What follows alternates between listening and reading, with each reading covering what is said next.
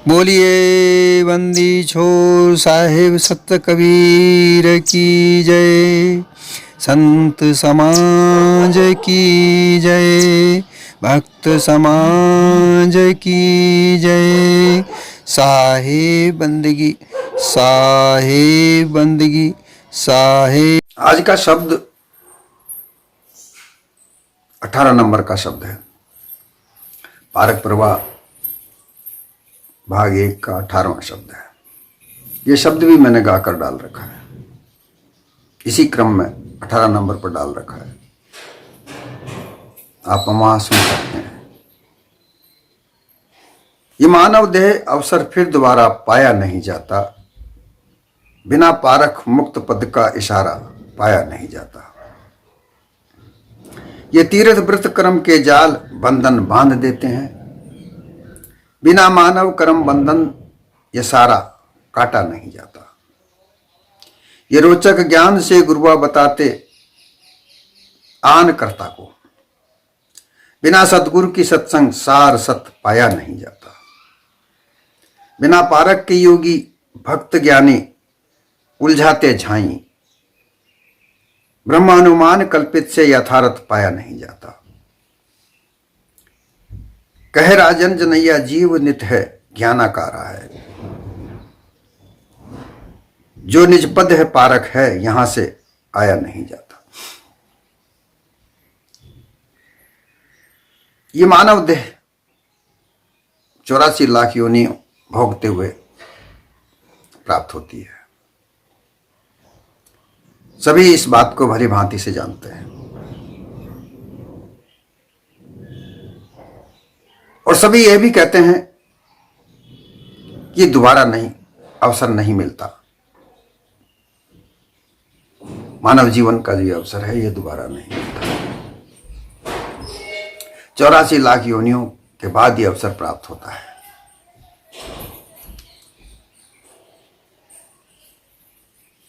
लेकिन यह अवसर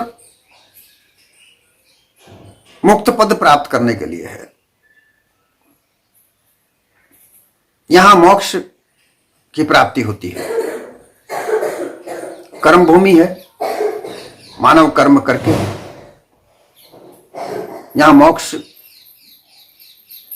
प्राप्त की जा सकती है।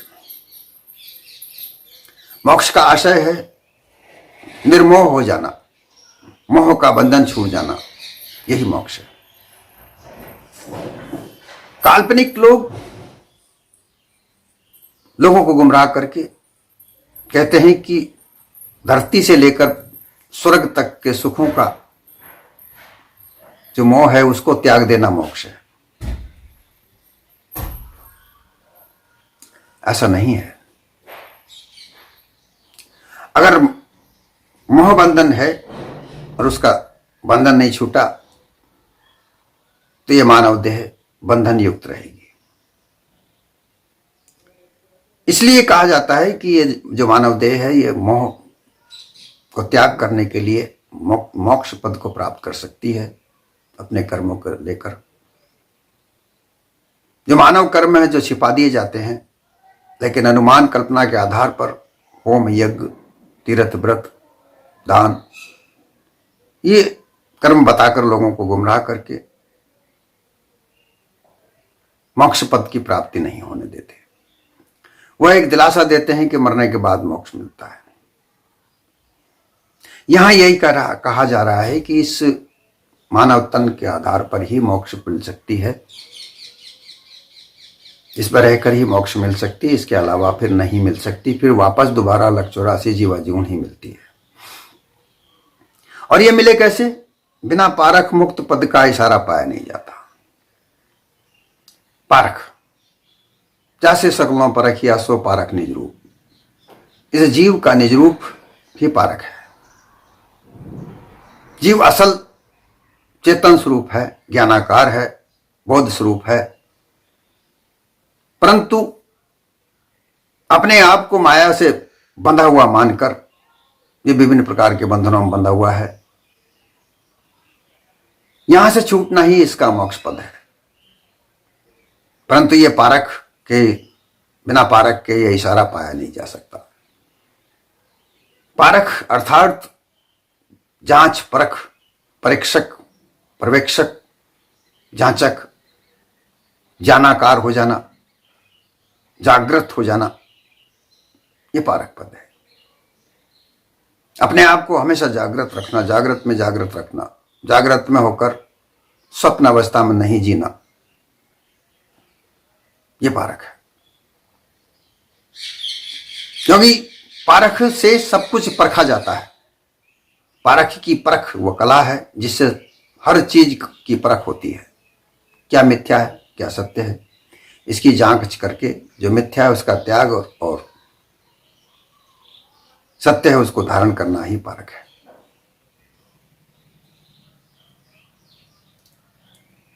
ये तीर्थ व्रत कर्म के जाल बंधन बांध देते हैं।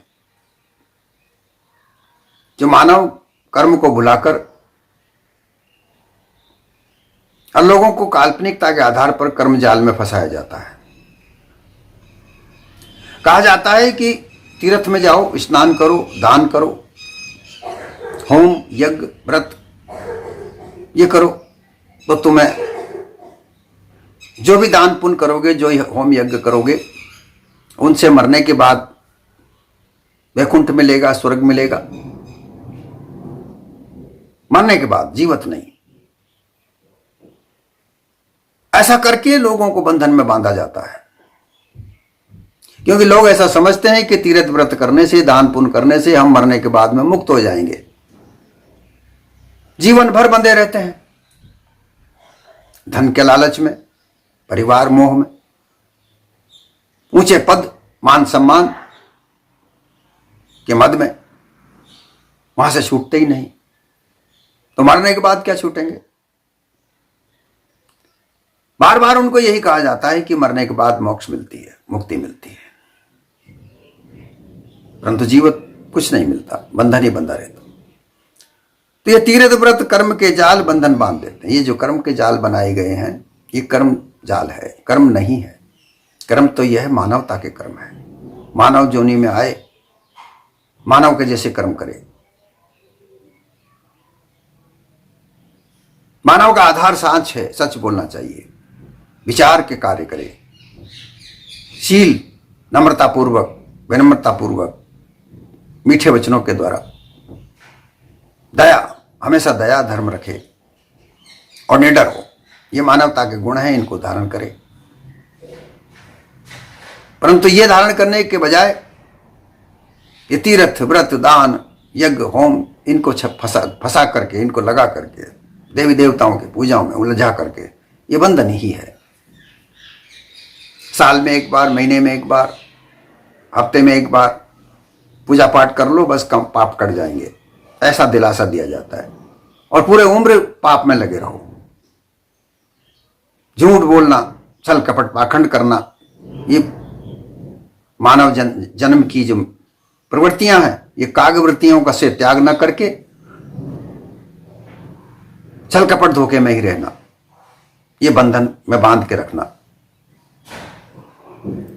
बिना सदगुरु की सत्संग सार, बिना मानव कर्म बंधन ये सारा कट नहीं जाता। मानव कर्म क्यों? ये जो बताया गया है कि तीर्थ व्रत का जाल है, ये मानव कर्म से कटता है। मानव कर्म को धारण करने से ये सारा कर्म जाल कटता है। मानव कर्म होगा तो वो सच बोलेगा, मानव कर्म होगा तो हृदय में दया रखेगा, विचार करेगा, निडर होगा, अटल होगा, तब जाकर के ये जाल कट पाएंगे, अन्यथा नहीं कट पाएंगे। अन्यथा तो अनुमान कल्पना के आधार पर जो बंधन है वो हमेशा बनते आए हैं और बनते रहेंगे, हमेशा बंधेंगे, बंधे रहेंगे। इनको बांधकर, इनमें बांधकर लोग भूल भुलैया में डालकर अपने धर्म का व्यापार चलाते हैं।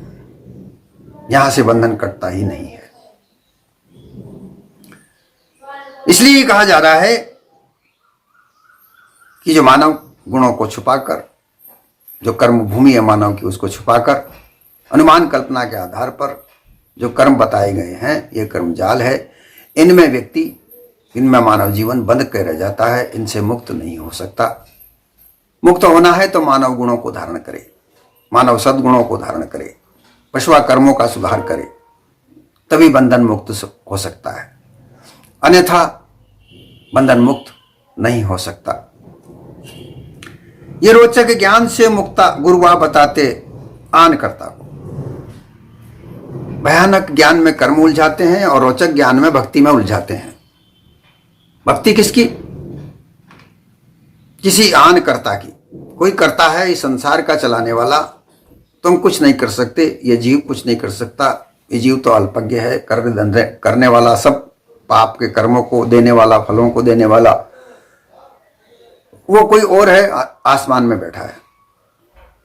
ऐसी मान्यता को बताकर, रोचकता से ज्ञान बताकर, अर्थात जानकारियां देकर लोगों को उलझाया जाता है, और वो इन बातों में उलझकर अपने पूरे मानव जीवन में, जब तक उनका जीवन है, जब तक देह नहीं छूट जाती, तब तक वो इनमें बंधे रह करके और अंत में बंधे हुए ही चले जाते हैं।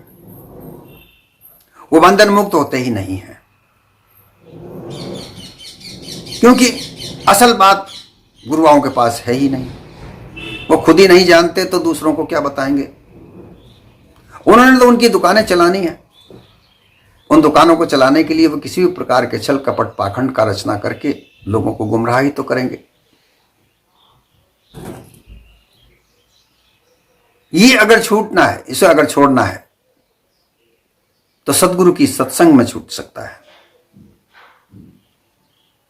हमें सत्संग का बार बार ध्यान रखना चाहिए कि कथावाचक की जो कथाएं हैं वो सत्संग कभी नहीं है, वो एक रोचक कथाएं हैं। उन कथाओं में कितने प्रकार के नाटकों का नाट्यकरण करके लोगों की आस्थाओं को लूटा जाता है, उनकी अंध आस्थाओं को लूटकर धन कमाया जाता है, और लोग आस्था के आधार पर कितना कितना पाखंड करते हैं, ये हम सब कुछ आज देख रहे हैं। और अब तो इस आस्था की आंधता इतनी बढ़ गई है कि सर्वोच्चता पर चली गई है। हमें जागना चाहिए, देखना चाहिए कि धर्म की अंधता कितनी वितंडतापूर्वक है, उदंडतापूर्वक है, धोखाधड़ी है, छल कपट पाखंड धर्म के नाम पर कितना है। ये सब दूसरा कर्ता कोई है संसार में, तुम कुछ नहीं हो, ऐसी भावना को दिमाग में बिठाकर, हृदय में धड़ाकर जो दृढ़ाने वाले लोग हैं वो उसका फायदा उठाते हैं। लोभ लालच उन्हीं का पूरा हो रहा है, तुम्हारा कुछ नहीं हो रहा। तुम भी लोभ लालच में आकर उनमें उलझते हो, परंतु तुम्हारा तो कुछ कल्याण नहीं है। तुम तो उल्टे जेब से तुम्हारे पास में जो धन है वो वहां पर लुटा कर आते हो। तुम्हें कुछ नहीं मिलता, मिलता तो उन्हें है जो कथावाचक हैं, जो रोचक कथाओं को सुनाते हैं, रोचक ज्ञान बताते हैं, जो अनुमान काल्पनिक है। कोई ब्रह्म कहता है कि ब्रह्म सर्वस्व है, ब्रह्म सत्य द्वितीयो नास्ति, एको ब्रह्म द्वितीयो नास्ति। ये जगत ब्रह्म से रचता है, ब्रह्म से ही जगत रचता है, ईश्वर ब्रह्म है, जीव भी ब्रह्म है। ऐसे विभिन्न प्रकार के मतों का निर्माण करके, तरह तरह की बातों का निर्माण करके, आस्थाओं का निर्माण करके, मान्यताओं का निर्माण करके, विभिन्न प्रकार के मत पंथ का निर्माण करके लोगों को गुमराह करके अपने अपने मतों के साथ जोड़कर केवल अपनी दुकानदारियां चलाते हैं। इसमें यह मानव तन जो प्राप्त हुआ है, इसका अवसर, इसके अवसर की पूरी जो लाभ है वो नहीं मिल पाता। अवसर का लाभ क्या है? मोक्ष पद को प्राप्त करना। मानव तन जो मिला है, इसका जो अवसर का लाभ है वो है मानव तन में मोक्ष पद को प्राप्त कर लेना, चिर स्थाई चिर स्थायित्व को प्राप्त कर रहे। पुनः पुनः जन्म, देह का जन्म न हो, आवागमन न हो, उससे बंधन से मुक्त हो जाए। इसके लिए पहले मोह से बंधन छुड़ाना होगा। मोह के कारण ही धन का लोभ, परिवार का मोह, ऊंचे पद का मोह, मान सम्मान का मोह हमारे साथ में लगा हुआ है, यहां से हम मुक्त नहीं हो सकते। बिना पारक के योगी भक्त ज्ञानी उलझाते झाई। बिना पारक, अर्थात पारक पद ऐसा पद है जिससे सब चीज परखी जाती है। संसार की, मानव जीवन की, जीव और जड़ और चेतन की संधि को, झाई को परखा जाता है। लेकिन योगियों के पास वो परख नहीं है। योगियों के पास बिना परख के कोई कर्ता दूसरा है, परमात्मा है, उससे मिलना है, उससे योग क्रिया करनी है, ध्यान लगाना है, समाधि लगानी है, ये ऐसा करके किसी दूसरे को प्राप्त करना है, ऐसी है। भक्त किसी ईश्वर की भक्ति करनी है, सरगुण भक्ति करनी है, निर्गुण भक्ति करनी है, नवधा भक्ति करनी है, प्रेमा भक्ति करनी है।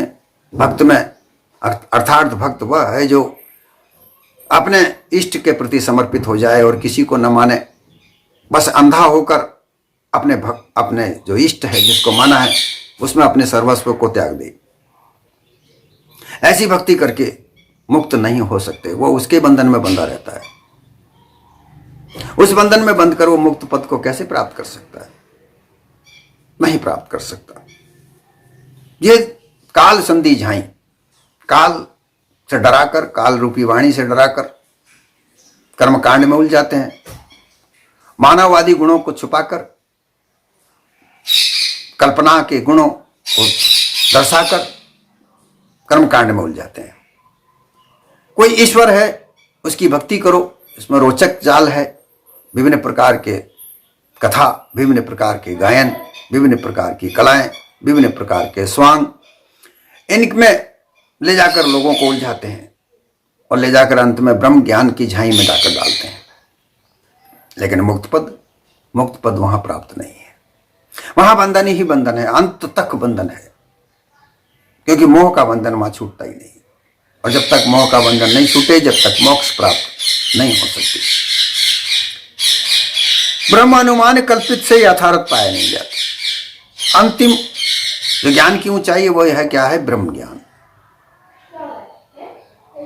ब्रह्म ज्ञान से ब्रह्म कहा जाता है कि वह ब्रह्म सत्य है, द्वितीय नास्ति है। ब्रह्म ही सत्य है, ब्रह्म की सत्ता मानी जाती है, ईश्वर की सत्ता मानी जाती है। ईश्वर सत्य है, ब्रह्म सत्य है, वही सुंदर है, वही जग है, ऐसा कहकर लोगों को गुमराह करके अपने आप से छिपाया जाता है। कि करने वाला कौन है, कराने वाला कौन है, किसके लिए किया जा रहा है, ये पता ही नहीं पड़ता। अरे मानव तन में यह जीव गुमराह होता हुआ उन गुरुआ प्रपंचियों के चक्रव्यूह में उलझकर निर्बंधन हो ही नहीं सकता, हमेशा बंधन में ही। लेकिन यहां यह आवश्यक भी नहीं समझा जाता कि मानव तन हमें दोबारा मिलेगा कि नहीं मिलेगा। बस कह देते हैं कि मरने के बाद तुम मुक्त हो जाओगे। लेकिन यहां यह भी तो है कि जो दान पुण्य यज्ञ किया जाता है उसका फल स्वर्ग में मिलता है, वो वहां भी दिन मिलते हैं। यहां की दान राशि कर्मकांड के आधार पर वहां दिन बनते हैं। वो दिन की पूर्ति होने के बाद वो पुनः इस जगत में आना पड़ता है। तो आवागमन कहां खत्म हुआ, मुक्त पद कहां मिला? वही बंधन। यह समझ में नहीं आता कि मानव तन में आकर जो मुक्त पद प्राप्त हुआ है, इसका अंत में फल क्या मिलेगा? वही बंधन। इसलिए इस मानव तन में आकर के ये जो ब्रह्म अनुमान करके जो ज्ञान बताते हैं, ये भी झाई है। यहां यथार्थ ज्ञान नहीं मिलता। मुक्त पद तो यथार्थ ज्ञान से मिलता है। यथार्थ का मतलब होता है जैसा का तैसा हो जाना। ये जीव चेतन स्वरूप है, दूसरी जड़ है, जड़ और चेतन दोनों मिलकर इस संसार की रचना करते हैं। परंतु ये चेतन जीव अपना मान करके ये मेरा है ऐसा कहकर बंधन में बनता है। जड़ और चेतन दोनों वस्तु अनादि वस्तु हैं। ये अलग अलग हैं, इनके गुण धर्म अलग अलग हैं। चेतन स्वरूप जीव का गुण जागृत है और जड़ का जो गुण है वह अलग अलग है। 5 तत्वों का जड़ गुण अलग है, रंग अलग है। परंतु चेतन का जो गुण है वो जागृत गुण है। इसके गुण के आधार पर और जड़ प्रकृति के आधार पर इनके दोनों के गुण विपरीत हैं। इनको जाने बगैर मोक्ष पद नहीं प्राप्त कर सकते। और ये जब तक यथार्थ सार शब्द को प्राप्त नहीं करे तब तक ये प्राप्त नहीं हो सकता। तो मानव तन की प्राप्ति का उद्देश्य है यथार्थ वाणी को प्राप्त करे और उसमें अटल अचल हो जाए, अपने पद में, पारक पद में स्थित हो जाए। कहे राजन जनैया जीव नित है ज्ञानाकारा है। ये चेतन जीव इस देह में राजन है, 84 लाख योनियों का राजा है। ये कोई भिखारी नहीं है, ये किसी का भक्त नहीं है, ये किसी का अधीन नहीं है, ये अपने आप से है, इसको किसी ने नहीं बनाया है। ये अल्पज्ञ भी नहीं है, सामर्थ है। परंतु लोगों ने इसकी मान्यता बदलकर, इसकी परिभाषा बदलकर इसे अल्पज्ञ कह दिया, इसे अप्रमेय कह दिया, इसे प्रमाता कह दिया, इसे चेतन करके दो भाग में बांटा गया, विशेष और सामान्य।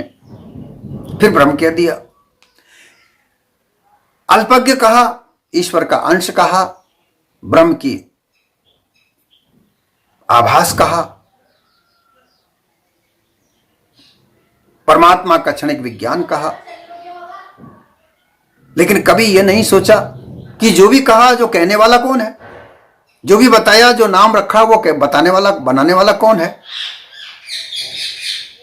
इतनी सी मति नहीं बन पाई कि जो भी मान्यता बनी इस चेतन स्वरूप जीव ने बनाई, जो भी मत पंथ बने चेतन स्वरूप जीव ने बनाए, जो भी ग्रंथ लिखे, चाहे कोई से भी ग्रंथ हो, वेद पुराण भागवत, जो भी ग्रंथ लिखे वो सब इस चेतन स्वरूप जीव ने ही तो लिखे। इसके मन में आया जो लिखा, सत्य यथार्थ जीवन अपना आप को भूल कर लिखा।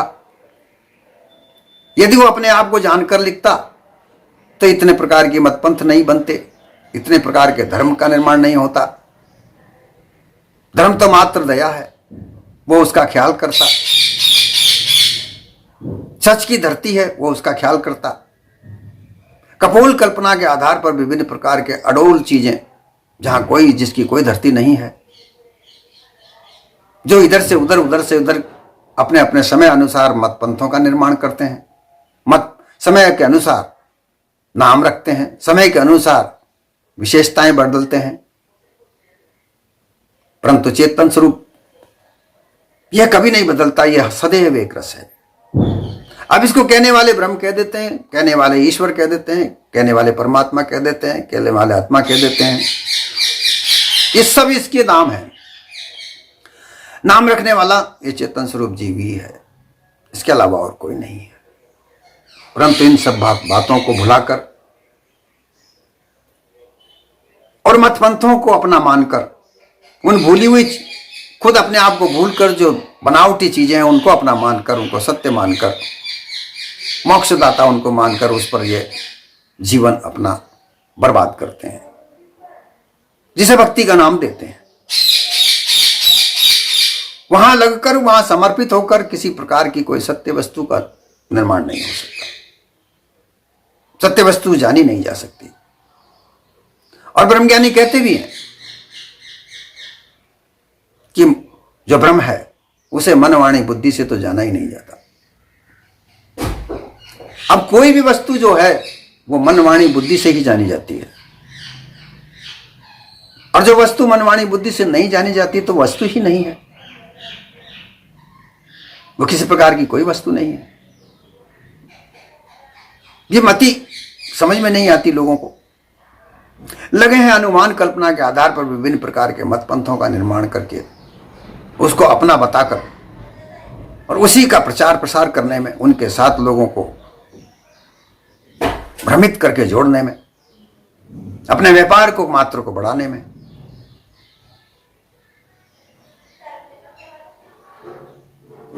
इसलिए यहां यह कहा जाता है कि बिना पारख वह इशारा पाया नहीं जाता। हे नरदेह में रहने वाले चेतन स्वरूप जीव, बिना पारख के तू अपनी भूल को नहीं मिटा सकता। जब तेरी भूल मिटेगी, जब तुझे यथार्थ सार प्राप्त होगा, तब तुझे अपनी जानकारी मिलेगी।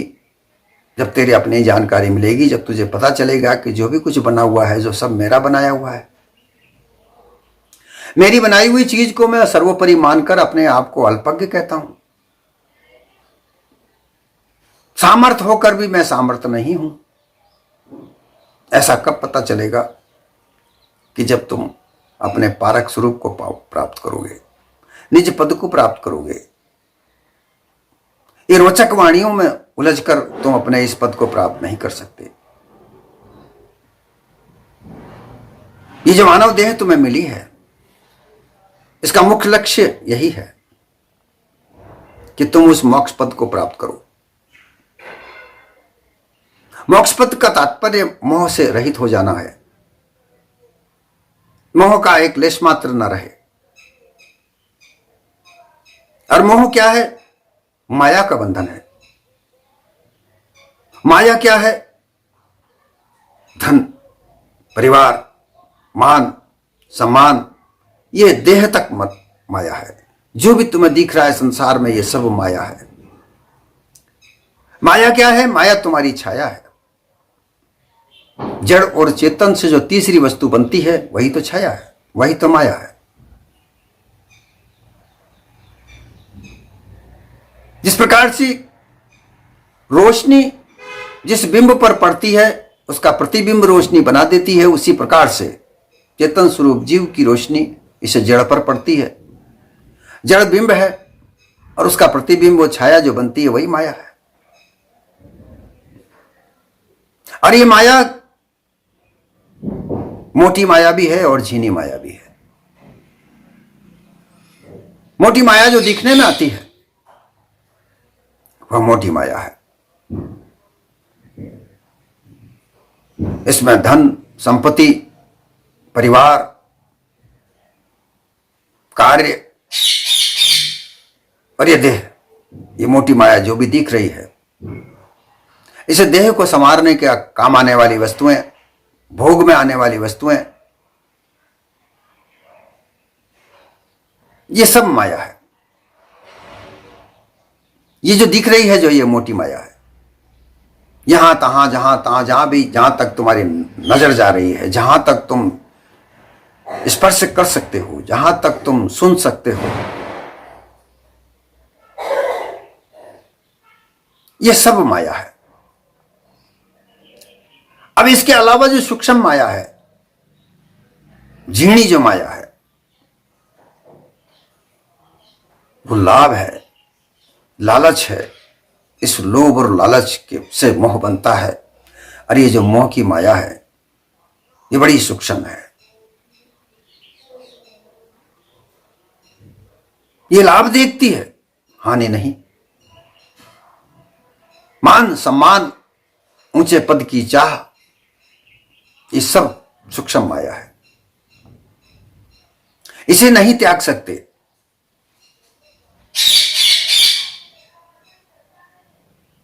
लोग यही इसी में बंधे पड़े हैं, और कहां कहां बंधे पड़े हैं ये सबको पता है। हर चीज संसार की ये सूक्ष्म माया में बंधी पड़ी है, जो दिखती तो नहीं है, लेकिन इसको छिपाने का भी प्रयास करते हैं। कैसे कैसे बयानबाजी करते हैं लोग, हम अपना कर्तव्य निभा रहे हैं,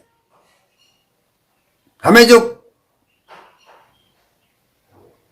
आदेश होगा वही हम करेंगे, परंतु इसके पीछे, इसके अंदर सूक्ष्म माया का भेद छुपा हुआ है।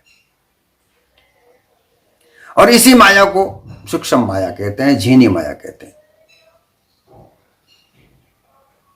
मोटी माया सब तजे, झीनी तजी ना जाए, पीर पैगंबर ओलिया, झीनी सभी को खाए। इस माया को, झीनी माया, मोटी माया से लोग अपने आप को बचाकर देख सकते हैं, रख सकते हैं। कहते हैं भाई हम केवल इसके रक्षक हैं।